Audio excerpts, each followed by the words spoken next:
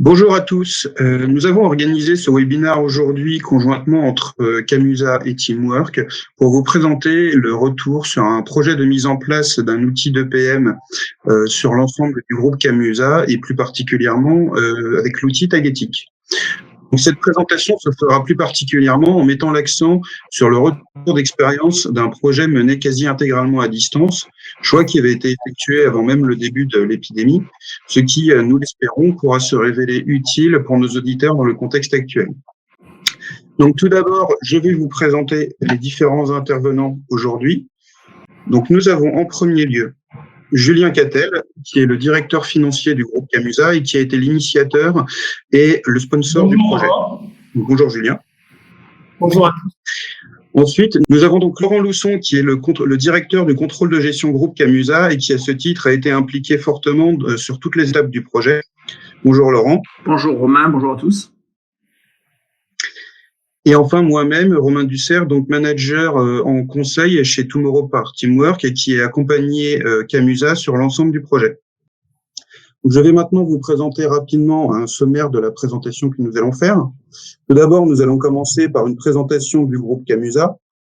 Ensuite, nous allons vous présenter le contexte et les enjeux du projet. Enfin, de faire un déroulé sur les différentes phases du projet et quels ont été les enjeux plus spécifiquement de la distance sur chaque phase. Ensuite, nous allons passer à une démonstration faite par Laurent sur l'outil Tagetic, ce qui a été mis en place et donc la valeur ajoutée que nous pouvons avoir avec ce genre d'outil. Et enfin, en conclusion, nous parlerons des bénéfices et d'un bilan du projet. Suite à cette présentation, nous aurons une session de Q&A. Vous pourrez nous poser des questions auxquelles nous essaierons de répondre le mieux possible.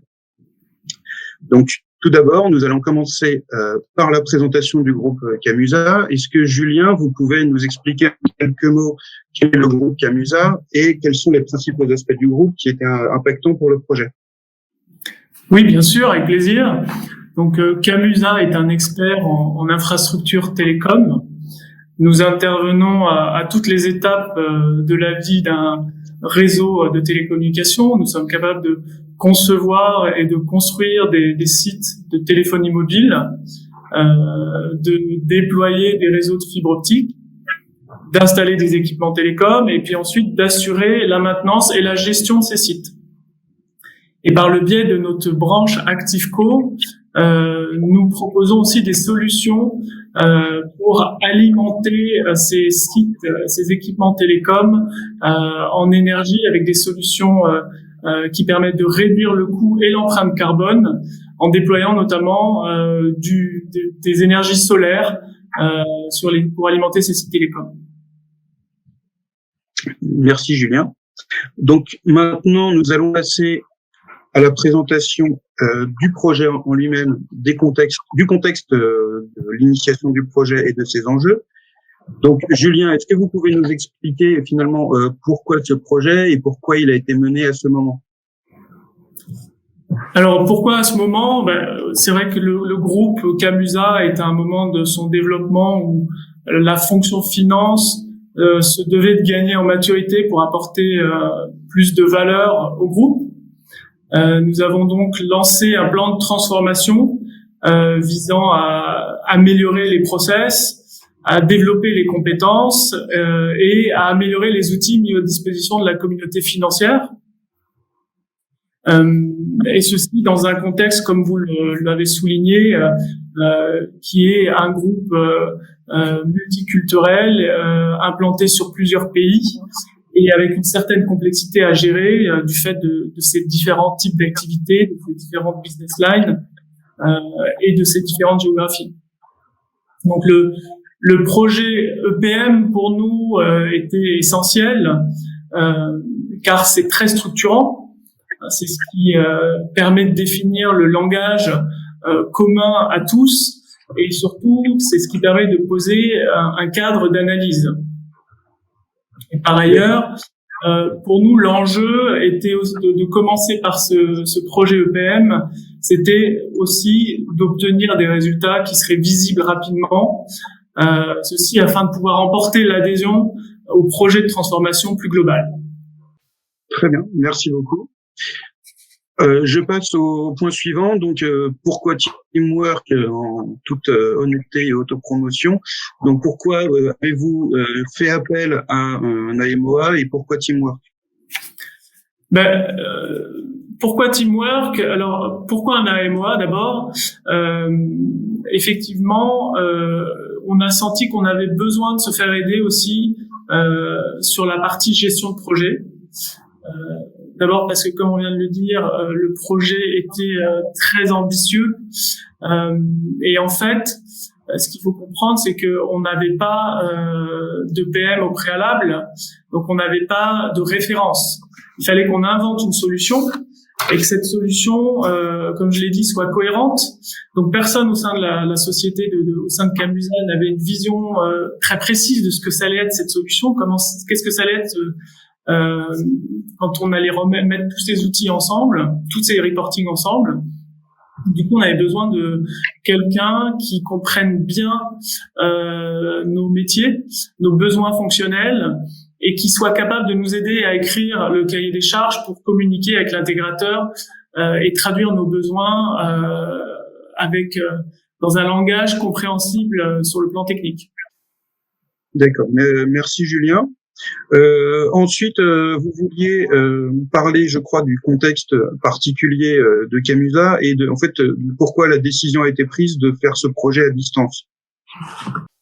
Alors, c'est une bonne question, mais je dirais qu'à partir du moment où on a un groupe international avec des équipes réparties dans le monde entier, cette question finalement se pose à toutes les étapes du projet.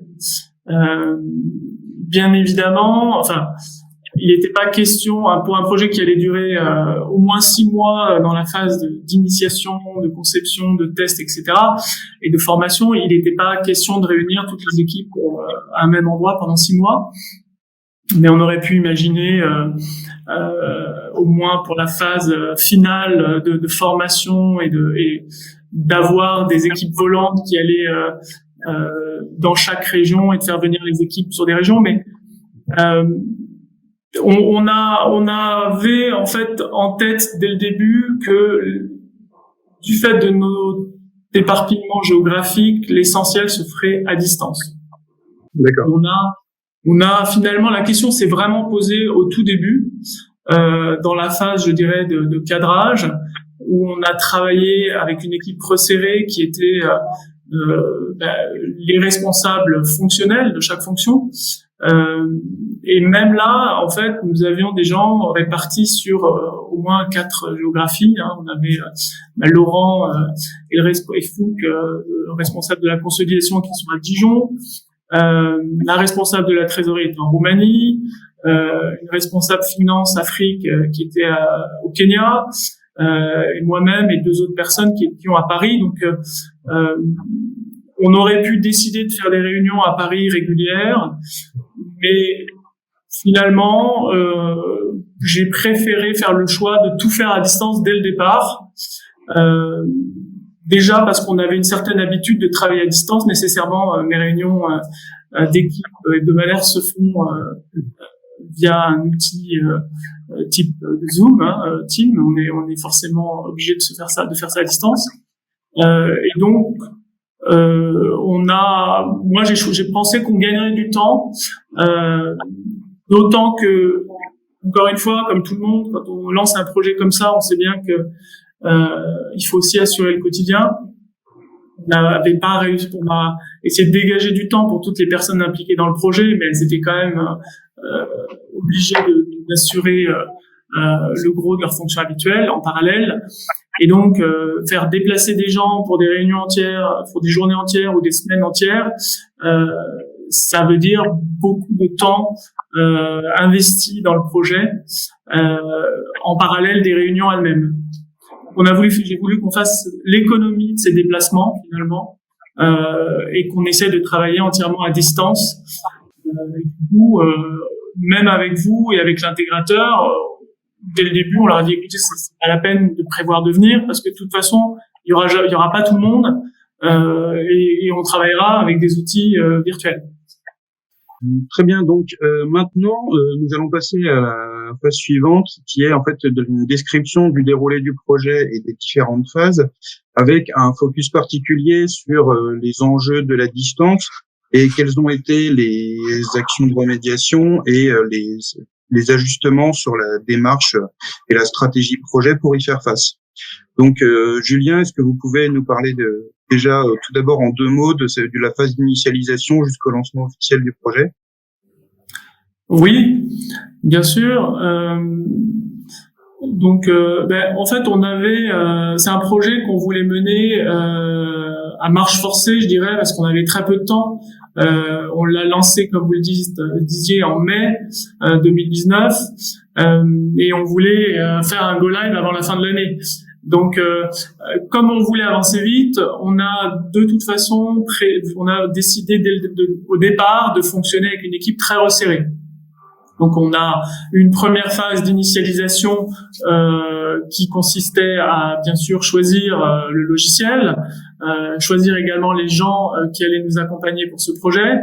Et ça, on l'a fait avec les responsables, une équipe constituée d'un noyau dur qui sont les responsables de chaque fonction, reporting, consolidation, trésorerie, plus des responsables financiers régionaux, Afrique et Rest of the World, ainsi que le responsable financier d'Activeco. Et là, bien sûr, le choix d'un logiciel, ça s'est fait à travers des mots faits par les éditeurs ou certains intégrateurs, et ça s'est fait du coup à distance. Et le choix des partenaires, là, c'était important pour moi de rencontrer les personnes avec qui je voulais travailler. Mais une fois cette rencontre faite, il y avait plus besoin forcément de se voir physiquement. Et ça, pour moi, je pense que ça n'a pas posé de problème pour nous parce qu'on est aussi très habitué à ça chez Camusa. D'accord. Donc tout le monde était assez à l'aise avec en tout cas dans cette équipe resserrée, tout le monde était assez à l'aise et puis les gens se connaissaient bien, donc ça posait pas de problème. Et en fait, on a ensuite continué sur la phase de cadrage avec la même équipe. Alors, je dirais qu'on a hésité un peu au nombre de personnes à intégrer. Et comme je le disais, il fallait avancer vite, j'ai fait le choix de conserver une équipe très resserrée pour le cadrage, qui était la conception générale, en ayant en tête que pour certains sujets, on allait intégrer telle ou telle personne, soit un responsable régional, soit un key user dans un pays qui avait une expertise métier particulière. Et finalement, de la même façon, la question se posait un peu plus pour la phase de cadrage, parce que parfois il aurait été intéressant de se réunir tous pour brainstormer notamment, mais j'ai pas l'impression qu'on ait perdu de temps en efficacité. Je sais pas ce que t'en penses, Laurent, dans cette phase de cadrage. Non, je crois qu'on a limité, je dirais, l'impact de la gestion à distance dans le cadrage. Je crois que c'était vraiment important de faire une première réunion physique pour qu'on puisse tous se rencontrer. Je pense que c'était une façon aussi de gérer nos appréhensions et d'éliminer toutes les réticences de chacun. Donc ça, c'était la réunion physique. Je pense que c'est quand même important de la faire au moins une fois. Et après, la gestion à distance était relativement fluide. Voilà. Après, le seul point, c'est qu'effectivement, quand on a commencé à travailler avec les key users, il faut admettre que la gestion à distance, ce qui est conduit du changement, c'est moins efficace, ça prend plus de temps. Il faut admettre que on va avoir un peu de la déperdition en termes d'énergie. Donc, il faut anticiper cette déperdition et insister sur les points fondamentaux, les points clés. Oui, ce qui est certain, c'est que la gestion de projet a d'autant plus d'importance quand on fonctionne comme ça. C'est-à-dire qu'il faut vraiment quelqu'un qui donne le rythme, qui dise à l'avance, voilà quel sera l'agenda de la prochaine réunion, qui s'assure que les gens ont fait leur homework, comme on dit, parce qu'à chaque fois, on a signé à quelques personnes de creuser tel ou tel sujet. Donc, il y a beaucoup d'anticipation et de préparation pour que ce soit efficace. Moi, j'ai l'impression aussi, Laurent, que ça nous a aussi obligés à fonctionner de façon plus agile, parce que on se rendait compte que quand on met plein de gens dans une réunion virtuelle, c'est pas si facile d'arriver à creuser un sujet, d'obtenir un consensus. Donc finalement, on a fonctionné de façon assez modulaire. On avait des réunions plénières où on dressait les grandes lignes et après on décidait de creuser tel ou tel sujet avec telle et telle personne en side meeting. Et là encore, l'intervention de Romain et de Teamwork pour organiser ça et s'assurer que ces side meetings avançaient était importante. Oui, tout à fait. Je crois que, c'est ce que je disais en amont. La gestion mener des projets à distance, c'est pas un choix anodin. Effectivement, je crois que ça permet d'augmenter la richesse avec la possibilité de travailler avec un plus grand nombre de collaborateurs répartis dans le monde. Donc, on a cette formidable opportunité d'avoir plus de richesse par rapport à nos users. À l'inverse, effectivement, ça nécessite plus de discipline.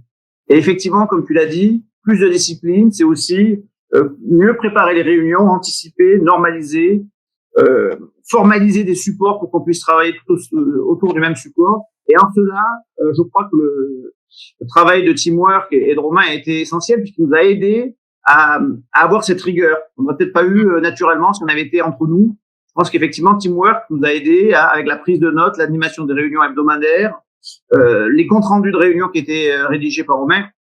Il nous a apporté cette rigueur et cette discipline qui a été nécessaire pour que le projet puisse avancer dans les délais qui étaient impartis. Oui, et c'est vrai que je reviens à ce que je disais sur l'agilité.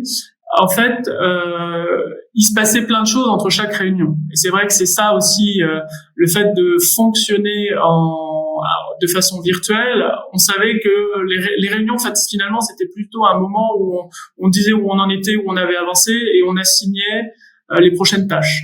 Et derrière, Romain s'assurait que ces side meetings se tenaient et qu'on avançait sur tel sujet. Et puis, il y avait pas mal d'échanges à d'autres occasions sur qu'est-ce qu'on avait décidé. Et après, on faisait une restitution à l'équipe projet noyau dur de ce qu'on avait décidé sur tel ou tel sujet. Alors, juste pour te compléter, Julien, je crois que la réunion hebdomadaire, dans le cas justement d'un travail à distance, elle est aussi essentielle parce que c'est un moment, le mot doit être un peu fort, mais de communion. Ça permet aussi de dire où c'est qu'on en est, les échecs qu'on est en train de vivre ou les difficultés qu'on est en train de rencontrer. C'est important. Cette réunion était importante parce qu'elle permettait de partager avec la totalité de nos collègues qui étaient sur le même projet. Et donc, ça crée une cohésion. Ça donne aussi du sens à la notion de gestion de projet en équipe. Ouais. On n'était pas seul pour travailler sur ce projet.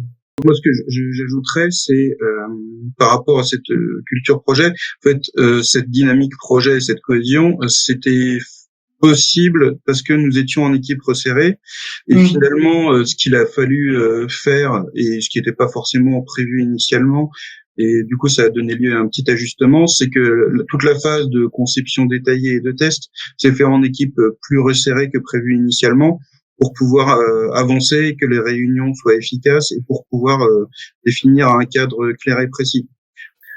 Oui, alors en fait, c'est vrai qu'initialement, on avait prévu cette phase de conception détaillée, on avait prévu de l'élargir au plus grand nombre possible. D'abord parce que on voulait embarquer les key users pour la suite du projet et on voulait former aussi des gens qui allaient former les autres, train the trainer, et du coup, on voulait les impliquer le plus tôt possible. Et puis aussi parce qu'on avait besoin d'un feedback de ces gens qui avaient la connaissance métier pour faire certains choix. Et à partir du moment où on a élargi cette équipe projet, là, ça a commencé à être très compliqué, en effet. D'abord, vous rappelez sans doute, Romain, le casse-tête pour trouver des créneaux horaires où on arrive à faire travailler la Polynésie française avec la REPDOM. Oui, entre les utilisateurs francophones et anglophones également, qui n'étaient pas forcément... Voilà, et les fuseaux horaires. C'est assez compliqué à gérer. Et du coup, ce qu'on a fait, c'est bien ça. Si on a pris quelques personnes, on leur a expliqué, écoute, on va te demander de participer juste à cette partie-là du projet. On t'explique tout ce qu'il y a autour de façon générale, mais on voudrait que toi, tu nous dises ce que tu en penses sur ce point-là, point. Et donc, on a pris certaines personnes pour valider la solution interco. Est-ce qu'on voulait réconcilier juste des soldes ou avoir un détail par facture? On a pris d'autres personnes pour définir de quel report ils avaient besoin et donc on a choisi des gens avec une responsabilité régionale, d'autres avec une responsabilité pays. Et on s'est dit qu'à chaque fois on essayait de choisir des gens qui étaient vraiment caractéristiques de tel ou tel besoin pour être sûr de cocher certaines cases et de valider tel ou tel besoin. Mais on a renoncé à consulter autant de monde en même temps que ce qu'on pensait initialement. Du coup, voilà. Alors, avant le go live, il y a eu aussi la préparation et la partie formation qui était très importante. Et donc là, on avait mis le paquet, on avait prévu vraiment de passer beaucoup de temps. Déjà, il y a des gens, des key users qui avaient participé à des tests, mais après, on a décidé on a commencé à communiquer énormément, encore plus sur le projet pour l'expliquer de façon plus précise, et on a commencé à former les gens. Et là encore, ça a été à nouveau très très compliqué. On s'est rendu compte que des formations en plénière à distance, ça fonctionnait pas bien, faut se l'avouer. Hein. Et du coup, on s'est rendu compte on n'arrivait pas à leur faire apprendre l'outil, apprendre à se servir de l'outil assez vite. Et on s'est rendu compte assez vite qu'ils seraient pas prêts pour un go live Big Bang, comme on l'avait prévu initialement. Du coup, on a décidé de rabaisser un peu nos ambitions et de y aller de façon très progressive. Donc, on a fait un premier go live un peu anticipé, celui-là, en octobre, en disant apprenons-leur déjà à se servir de l'outil, et le prétexte a été les réconciliations interco. Mais c'est vrai que pour la petite histoire, on sait un mois auparavant, on avait déjà fait des formations où chacun avait reçu le mode opératoire pour charger Tagetic, charger la donne dans Excel, et le jour des formations, la moitié des gens arrivaient sans l'avoir fait. Enfin, je crois que j'exagère pas, Laurent, mais oui. C'était tout le monde ne partait pas du même point de départ. Oui, il y avait à la fois une hétérogénéité qui explique que les gens, en fait, ils sont pas, même si on leur envoie un user guide, on leur dit c'est hyper important que tu aies téléchargé la donne avant la réunion, ils ont 10 millions de choses à faire, et puis ils arrivent à la réunion en disant bon, mais on m'a expliqué déjà, mais au fait de quoi ça parle? Donc ça, c'est un frein énorme. Ça prend, il y a donc une énergie à dépenser énorme pour s'assurer que les gens arrivent préparés à la formation.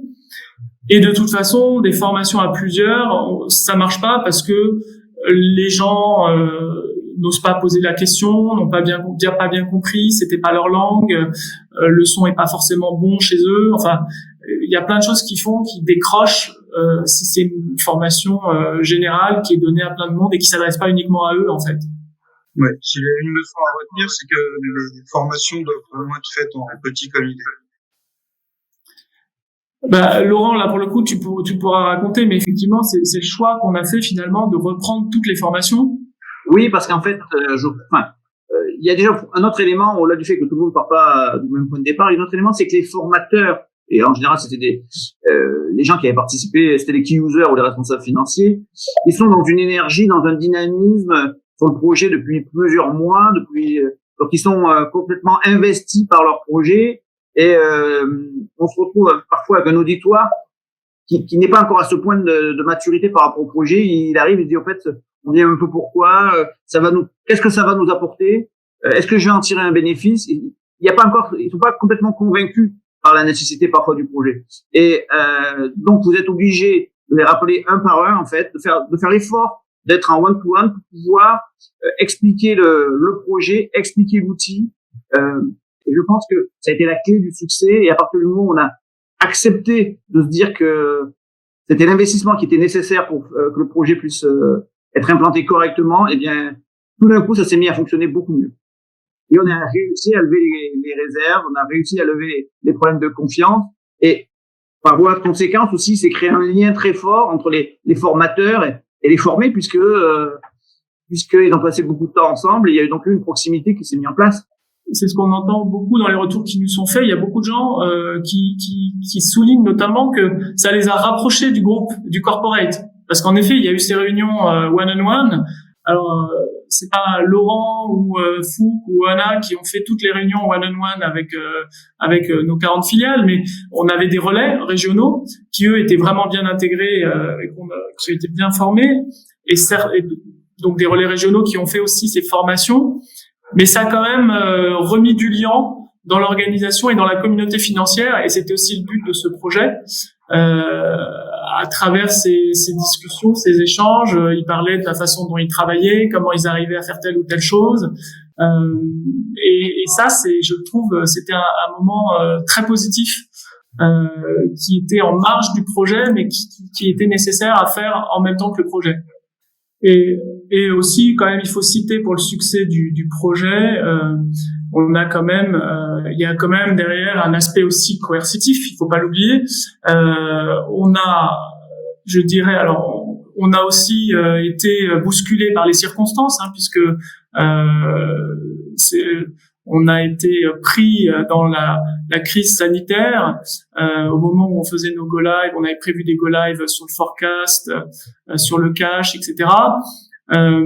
Et du coup, on en a plutôt profité, plutôt que de dire bon ça repousse d'autant. On en a profité pour accélérer les choses et surtout on avait un support très fort de la direction générale et c'était important pour moi d'imposer aux régions d'utiliser les données qui sortaient de Tagetik. Et c'est en cela que je dis que c'est coercitif parce que même parfois on savait que certains pays n'étaient pas encore complètement à l'aise et qu'il y avait encore des problèmes de data, de qualité de données sur certains pays. On s'est dit tant pis, tout le monde doit utiliser ce qu'il y a dans Tagetik à partir de maintenant. Et ces gens-là, c'est vrai qu'ils se sont fait un peu taper sur les doigts dans les réunions dans les business reviews régionales parce qu'ils disaient ah oui mais non mais là en fait la donnée est pas encore bonne, etc. Et quand vous avez le CEO qui est dans une réunion régionale comme celle-là et que vous lui servez ce genre d'explication, le mois d'après, le problème est réglé. Donc, c'est vrai que c'est un peu dur pour les équipes, mais du coup, ça les oblige à vraiment aller au bout de l'exercice. Et ça aussi, ça nous a aidés, il faut le dire. Donc, il faut à la fois accompagner, faire preuve de souplesse, mais aussi être un peu ferme dans le respect des objectifs et dans le fait que tout le monde doit monter dans le train et que c'est un impératif. Je vous propose justement de faire une transition avec la démonstration de ce qui a été mis en place dans Tagetik rapidement, finalement de la valeur ajoutée qu'on peut en tirer dans une société comme Camusa.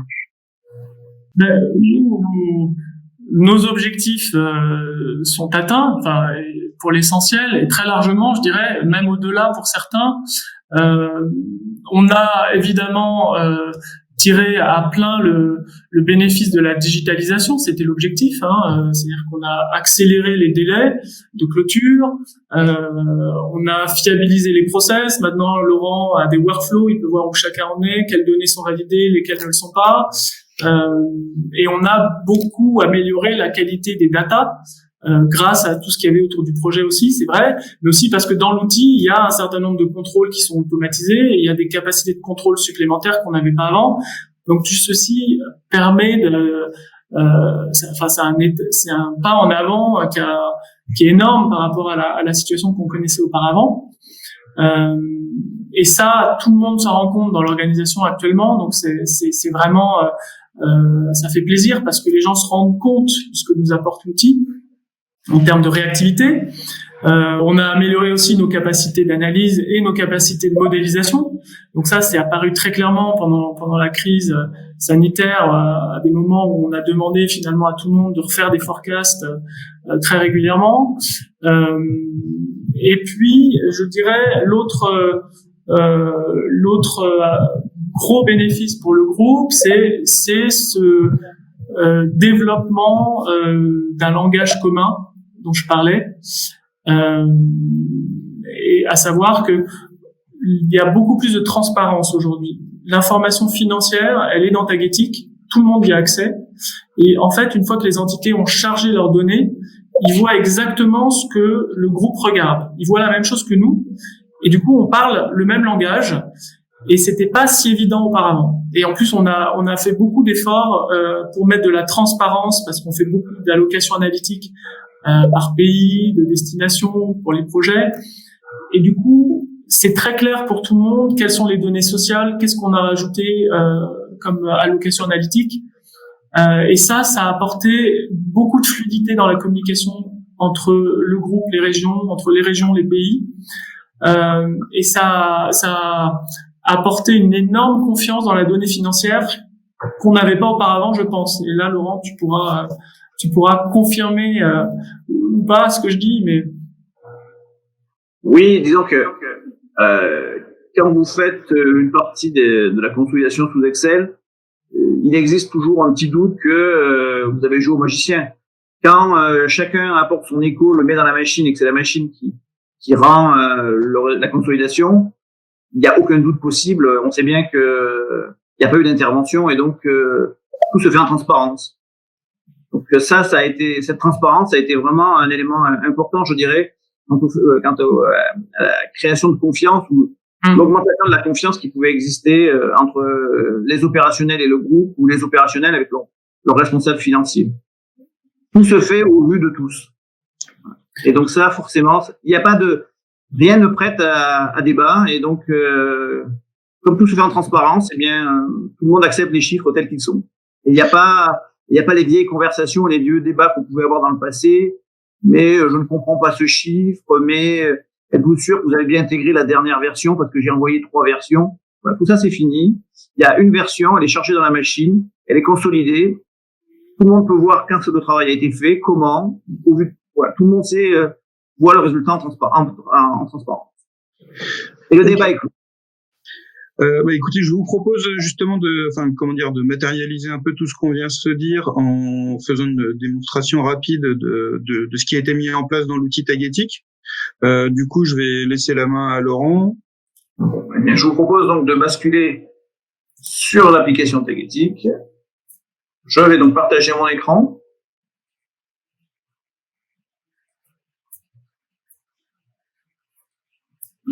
Donc nous voici à la mire de l'application. Je vais donc ici j'ai la possibilité de sélectionner différents scénarios. Donc ici nous pouvons travailler soit sur du réel, soit sur des budgets ou sur des forecasts. Nous allons prendre l'exemple du mois de septembre de cette année. Et nous allons voir un premier overview de ce qui s'est passé sur septembre. Donc, en fait, cet écran est composé de différents onglets que nous pouvons voir ici. Chacun de ces onglets constitue une étape dans ce qu'on appelle notre workflow. Et donc on rentrera dans les étapes, mais ce qu'il faut comprendre, c'est que à l'issue de ce workflow, une fois que toutes les étapes ont été réalisées, eh bien, on peut considérer que le closing mensuel a été réalisé, finalisé. Ici, on voit par exemple les différents éléments du workflow. Donc, l'intragroupe, c'est la gestion de nos intercours des sociétés, le PNL, la construction du PNL, les transferts de marge, la balance, et puis ensuite on a d'autres éléments, des indicateurs comme les receivables ou les WIP. Pour chacun de ces items, on va retrouver ici un indicateur avec 4 couleurs, blanc, jaune, bleu et vert. Chacun de ces indicateurs nous indique par exemple si le travail c'est à réaliser, en cours de réalisation, en cours de validation ou validé. Donc on peut dire par exemple que dans la construction, le renvoi des PNL, eh bien on est à 100% de chargement dans le système, ce qui n'est pas forcément le cas pour ce qui concerne la balance, où on voit que simplement 12% des balances ont été complètement validées et presque 63% des balances sont en cours de chargement. Voilà. Donc sur le premier écran, rapidement, on peut voir déjà la situation par rapport à nos différents indicateurs, lesquels sont finis, lesquels sont en cours de réalisation. Évidemment, cela se situe au niveau du groupe. Donc, il y a une réalité différente pour chacune des entités. Si on va dans le résumé de détail, on va retrouver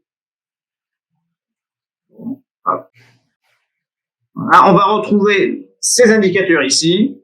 On va retrouver les mêmes codes couleurs qui vont nous indiquer si, pour un pays donné, eh bien, où il en est dans son processus, quelles sont les tâches qui sont complètement validées, en cours de réalisation, ou à l'inverse, qui ne sont pas encore chargées dans le système.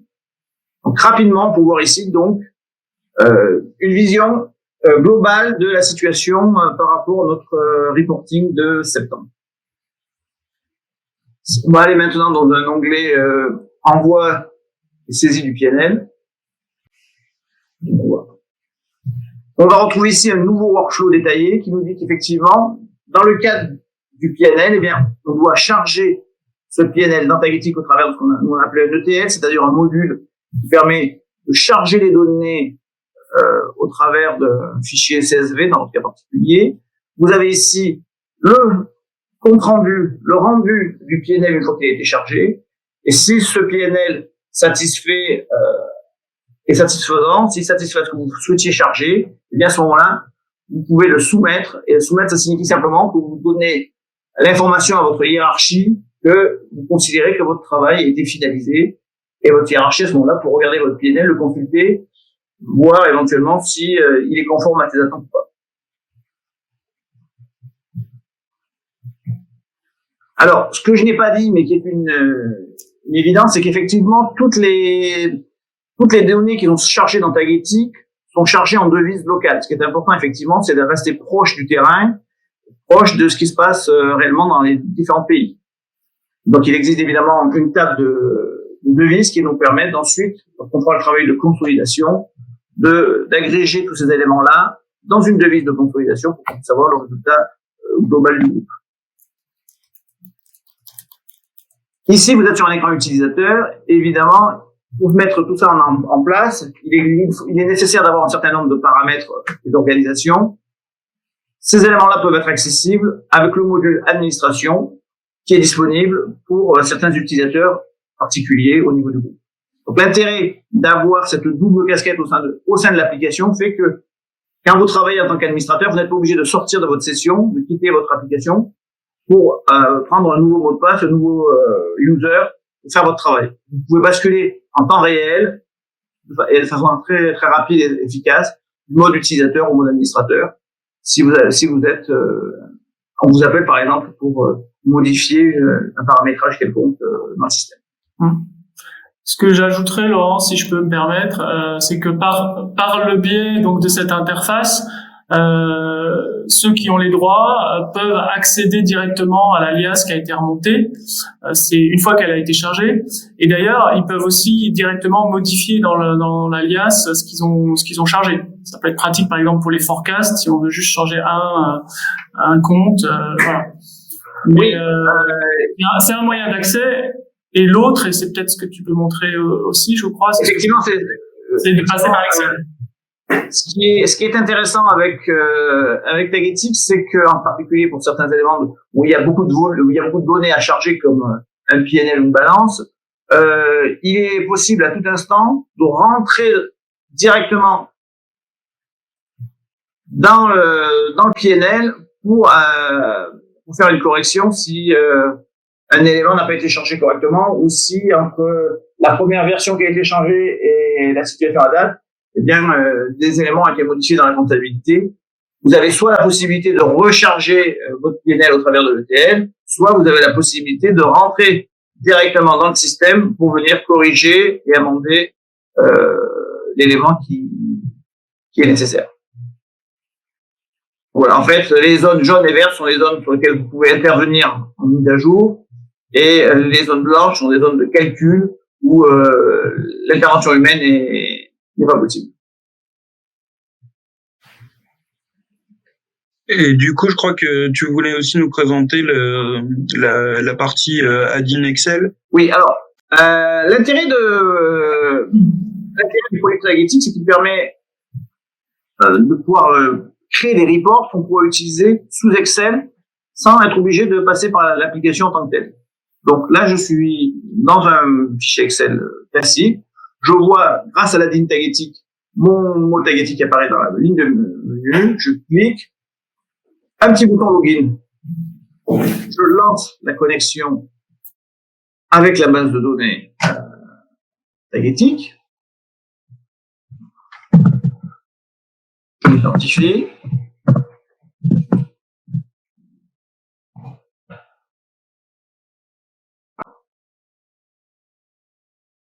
Un nouveau menu apparaît sous Excel, navigation. Et là, vous voyez apparaître sur la gauche de mon écran un menu avec différents intitulés qui permettent de couvrir la totalité de nos besoins en termes de reporting financier. Alors, on va avoir des éléments liés au receivable, au DSO, au DPO, au WIP.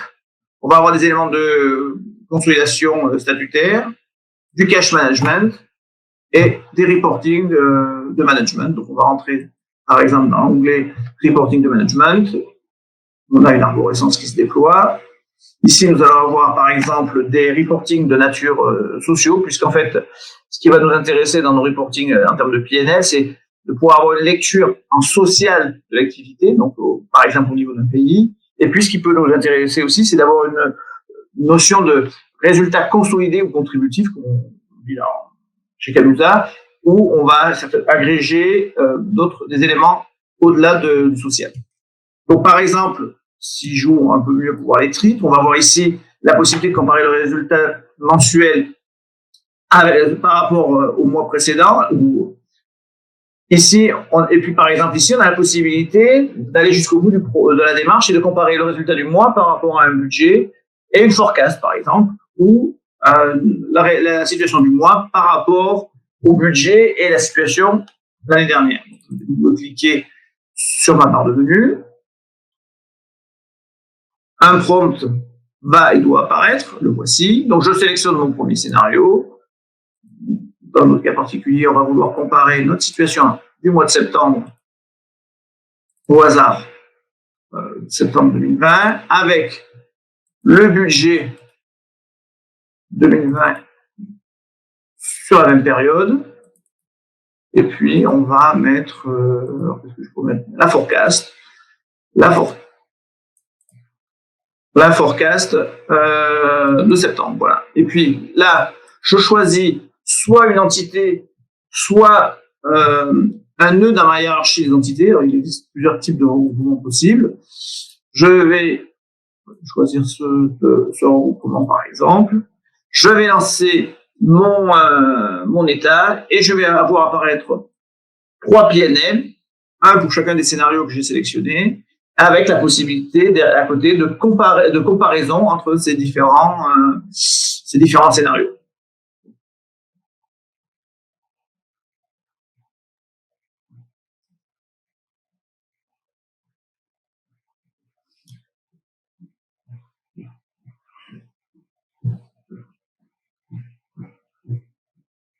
Voilà, très rapidement, le résultat va s'afficher.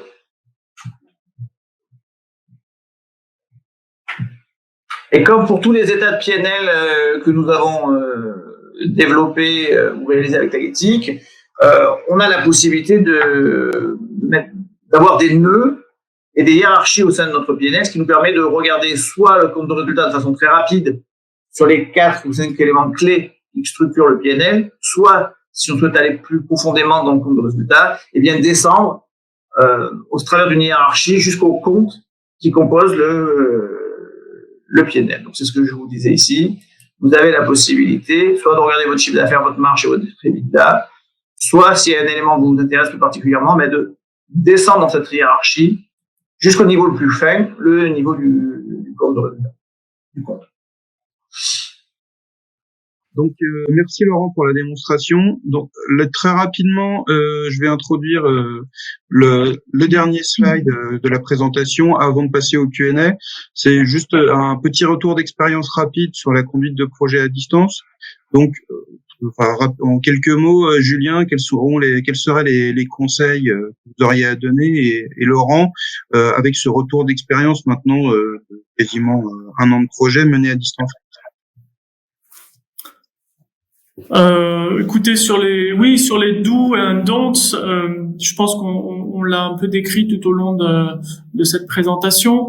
De notre expérience, ce qui est important, c'est de plutôt travailler avec des équipes resserrées et se montrer assez agile. Enfin, nous, on a éprouvé beaucoup de difficultés à brainstormer et à définir une solution avec une équipe élargie à distance. On a donc plutôt privilégié des réunions en équipe resserrées, voire même sur certains sujets modulaires, des équipes encore plus réduites. Donc c'est ça la leçon, c'est être assez agile et privilégier des réunions courtes avec peu de personnes pour avancer sur les différents sujets.